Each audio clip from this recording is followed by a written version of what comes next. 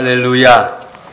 우리에게 새 힘과 희망을 주시는 하나님 우리 아버지께 찬양과 경배를 드립니다. 우리를 품어주시고 일으켜주시는 아버지 하나님이 아니시면 제대로 살 수 없는 세상 가운데 우리가 있습니다. 오늘도 우리를 향하여 생명의 빛을 비추어 주시고 말씀하시는 전능하신 하나님의 성호를 찬양합니다.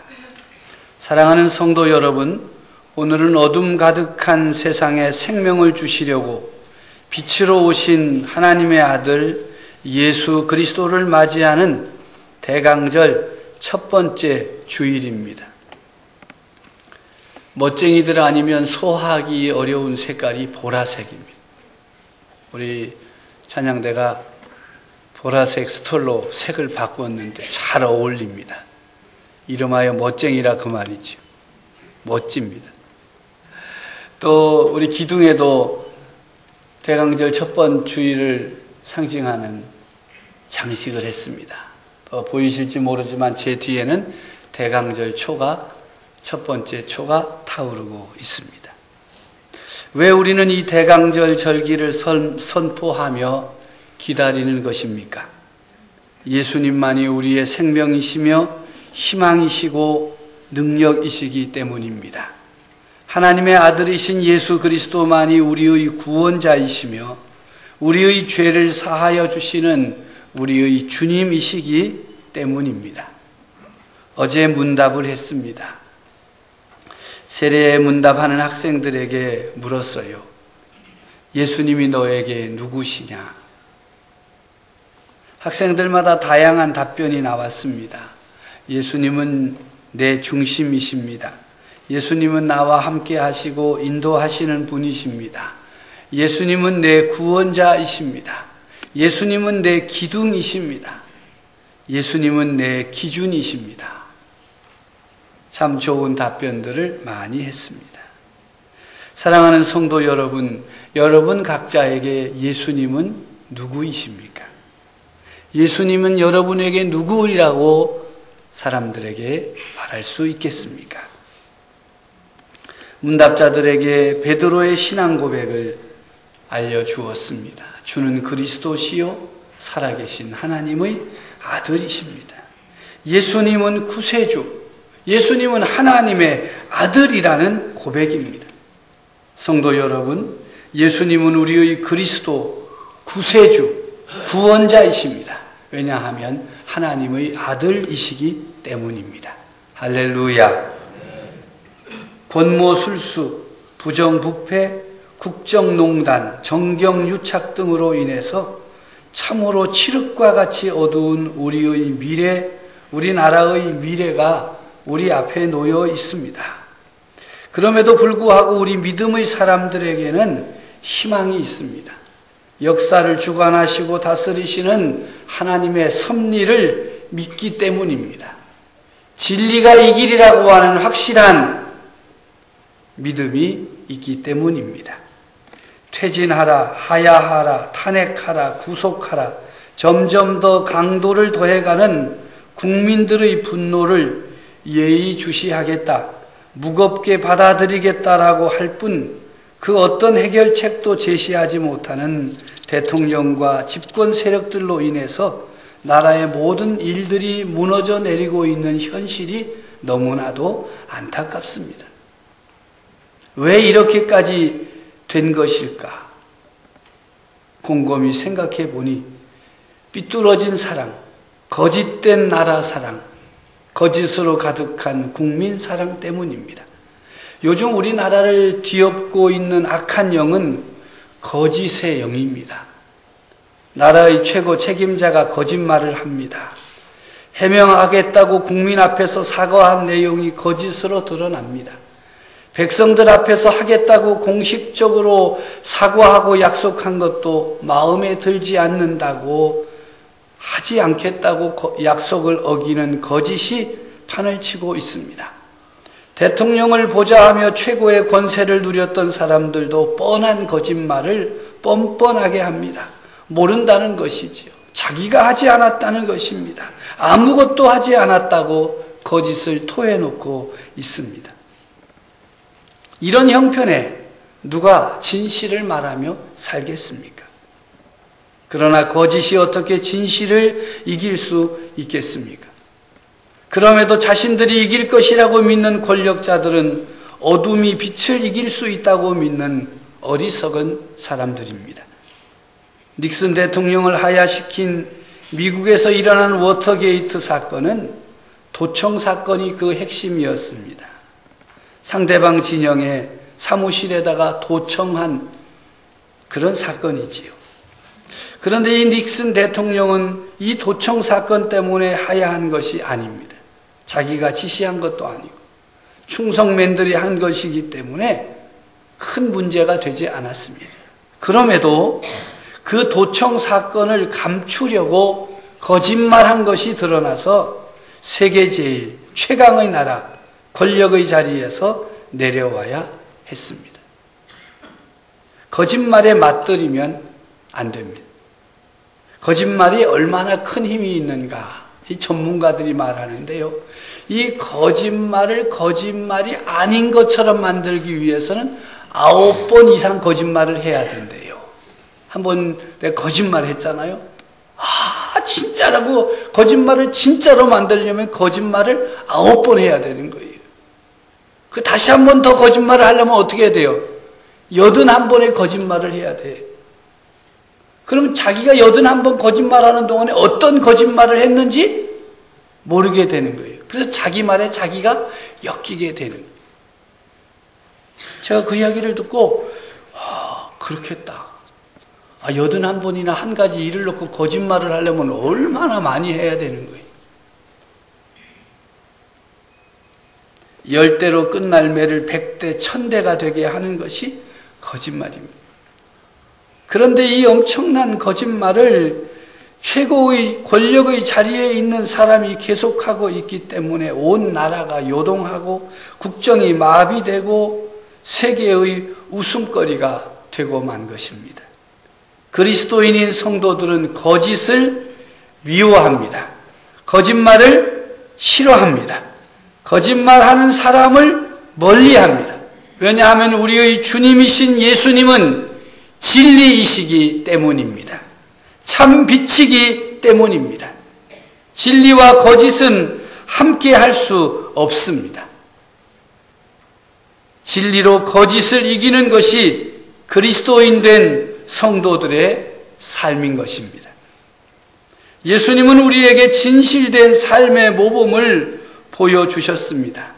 그리스도인으로서 어떻게 살아야 거짓을 버리고 참되게 살아갈 수 있는가를 보여주신 것입니다. 왜냐하면 우리를 사랑하시기 때문입니다. 사랑하지 않는 사람은 어떻게 살고 있든지 문제를 삼지 않습니다. 그러나 사랑하는 사람은 제대로 살아야 합니다. 사랑하는 사람이 제대로 살지 못하면 너무나도 속이 상하고 가슴이 아프고 잠을 제대로 잘 수가 없습니다. 제대로 살아야 하는데 거짓을 버리고 진리 편에 서야 하는데 그렇지 않으니 얼마나 안타깝겠습니까? 아주 가까이에 있는 사랑하는 사람 누굽니까? 여러분의 자녀들 아니겠어요? 자녀들이 거짓말합니다. 여러분 자녀는 안 합니까? 우리 애들은 크면서 거짓말을 곧잘 하더라고요. 아주 눈에 뻔한데도 거짓말을 하는 거예요. 안 했다는 거예요. 속상하죠. 왜 속상하지요? 그 자식을 사랑하는데 그 자식이 진리에 속하지 않고 자꾸 거짓말을 하니까 속상한 거예요. 저렇게 살면 안 되는데. 솔직하게 어떻게 말하면 좋겠어요? 제가 했다.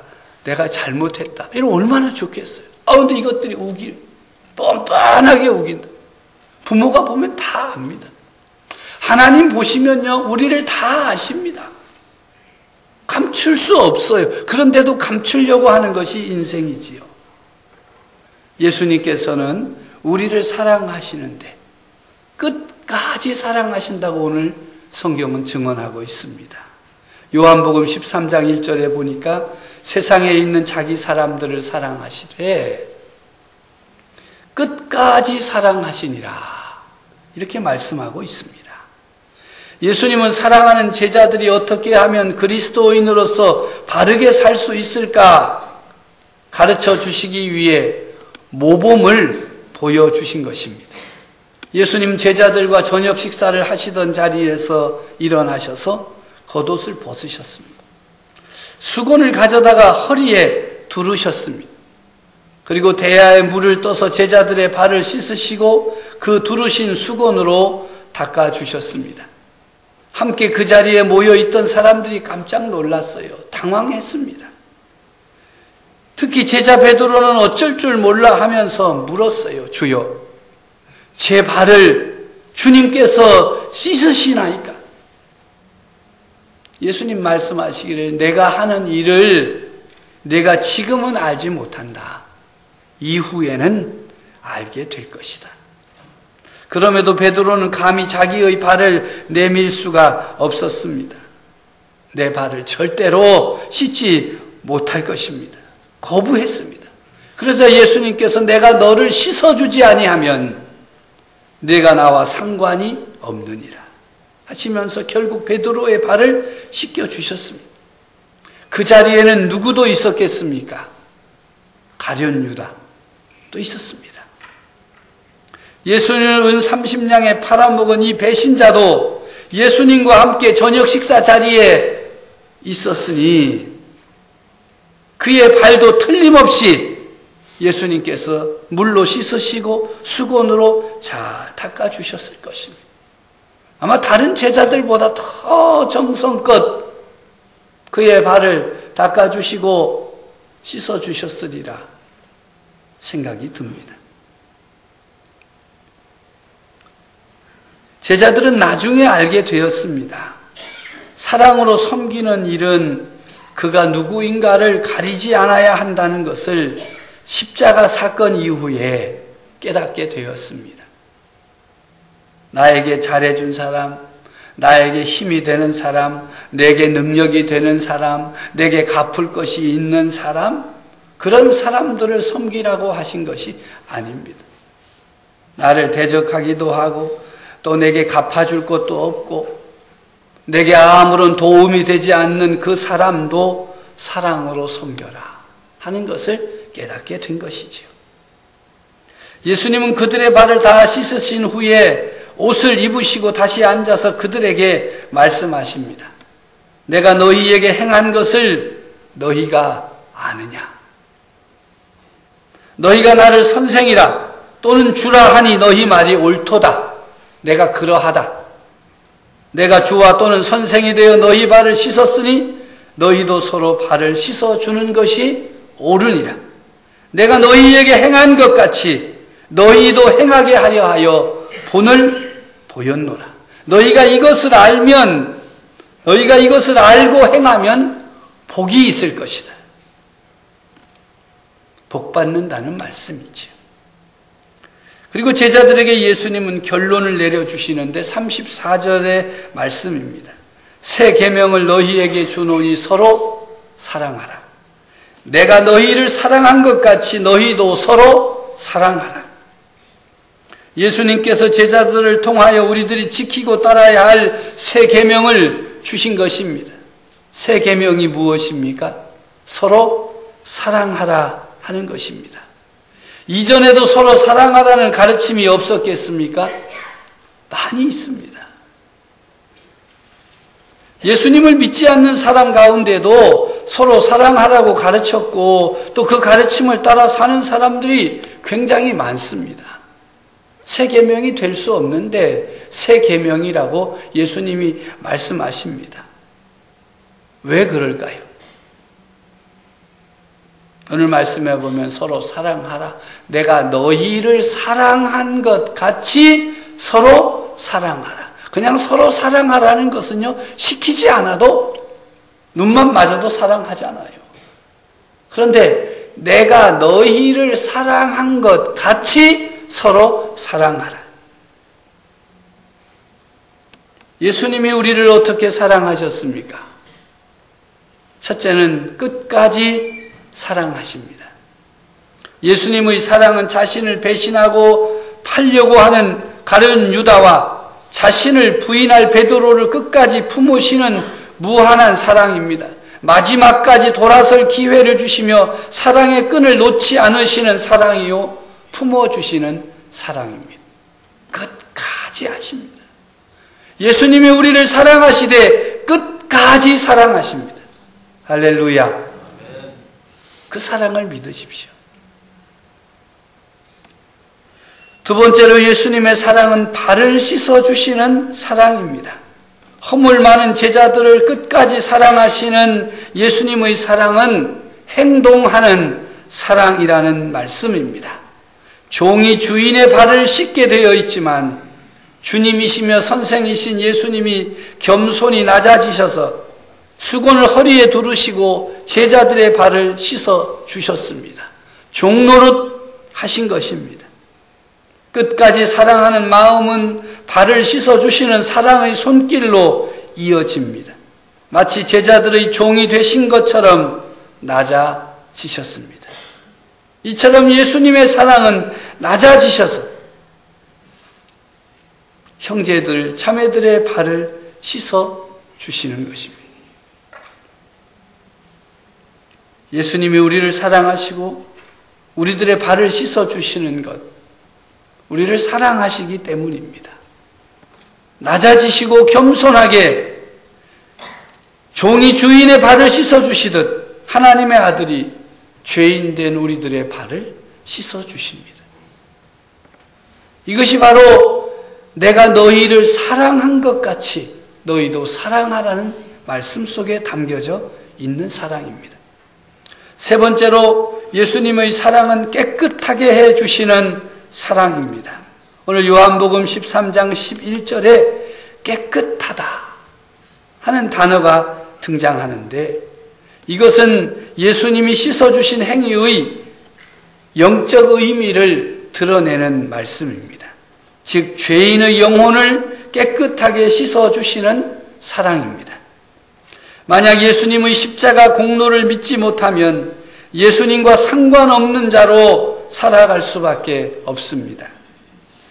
베드로처럼 예수님이 자기 목숨을 대속물로 주시는 십자가를 거부하는 어리석음을 범하게 되는 것입니다. 어떤 이는 복음을 믿고 모든 죄를 해결받았음에도 불구하고 그 확신이 없는 사람도 있을 것입니다. 세례 문답하시는 어르신이 왜 세례를 받으시려고 하십니까? 라고 했더니 내가 93년 살았는데 그동안 지은 죄가 하도 많아가지고 이번에 세례 받고 좀 어떻게 조금이라도 죄를 좀 용서받아 보려고 한다고. 굉장히 순수하시더라고요. 93세신데도 말씀을 또박또박 잘하세요. 그래서 제가 말씀드렸어요. 어르신, 예수님께서 우리들의 죄를 용서해 주실 때에 조금씩 해주지 아니하시고 전부 한꺼번에 다 해주십니다. 그 어르신이 잘 알아들었는지 귀는 좋은지 잘 이해는 안 간 표정도 되는 거예요. 분명히 알아야 돼요. 예수님이 우리의 죄를 씻어주시는 것은 전부 온전하게 깨끗하게 씻어주시는 줄로 믿습니다. 분명히 알고 믿어야 합니다. 예수님의 사랑은 우리를 깨끗하게 하십니다. 우리의 죄를 깨끗하게 씻겨주시는 사랑이 예수님의 사랑입니다. 교회는 예수님께서 명하신 새 계명을 지켜 행하는 새 언약 공동체입니다. 우리는 예수님의 십자가 사랑을 깊이 경험한 자로서 서로 사랑해야 합니다. 말씀하신 대로 자신의 생명을 내어주신 예수님의 몸과 피를 의미하는 성찬을 받으며 다시금 새롭게 결단해야 합니다. 거짓된 사랑이 아닌 진실한 사랑을 가지고 낮아지고 겸손하게 섬김으로 실행해야 할 것입니다. 거짓이 판을 치는 세상 가운데에서 진실하게 겸손하게 섬김으로 사랑을 실행할 때 너희가 내 제자인 줄 알 것이다 말씀하신 주님의 말씀이 이루어질 것입니다. 그래야 교회가 이 시대의 희망이 되고 어둠을 몰아내는 빛이 되어질 것입니다. 오늘 우리가 성찬을 받으면서 다시 한번 우리를 사랑하시되 끝까지 사랑하시고 우리를 깨끗하게 해주시고 겸손하게 낮아지셔서 사랑을 실천하셨던 그 예수님을 본받아서 우리도 세상 거짓과 어둠이 난무하는 세상 가운데에서 진실된 사랑을 행함으로 우리 주님의 빛이 어둠을 몰아내는 진리가 거짓을 이기는 놀라운 역사가 가득하기를 간절히 바랍니다. 기도하겠습니다. 하나님 아버지 참 감사합니다. 오늘도 대강절 첫 번째 주일 또 성례 주일로 지키면서 예배를 드리고 우리를 사랑하시되 끝까지 사랑하시고 진실하게 사랑하시고 우리의 모든 죄들을 깨끗하게 해주신 예수님을 바라볼 수 있게 하시니 감사를 드립니다. 주님, 오늘도 우리가 주님의 모습을 바라보고 그 삶을, 그 행함을 본받게 해 주시옵소서. 주님의 사랑을 본받고 주님께서 우리를 사랑하신 것처럼 서로 사랑함으로 교회가 살아나고 우리와 함께하는 이들이 살아나고 가정이 회복되게 해 주옵소서. 어둠이 물러가고 거짓이 물러가고 진리가 승리하는 우리의 삶이 되고 우리의 나라가 되게 해 주시옵소서. 성찬을 받을 때에 더욱 성령님 능력으로 임재해 주셔서 오늘의 결단이 변치 않게 해 주시옵소서. 예수님의 이름으로 기도하옵나이다. 아멘.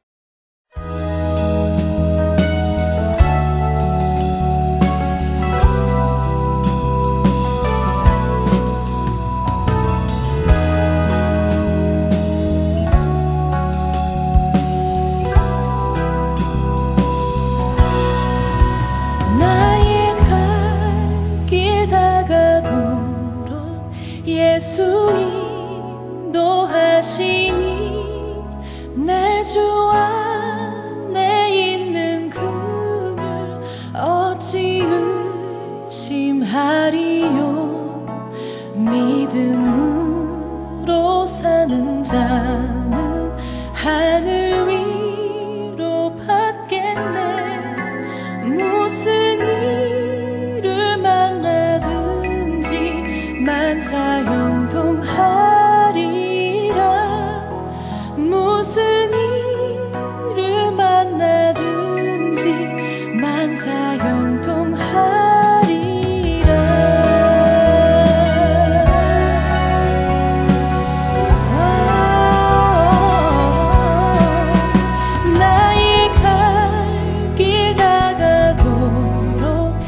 예수님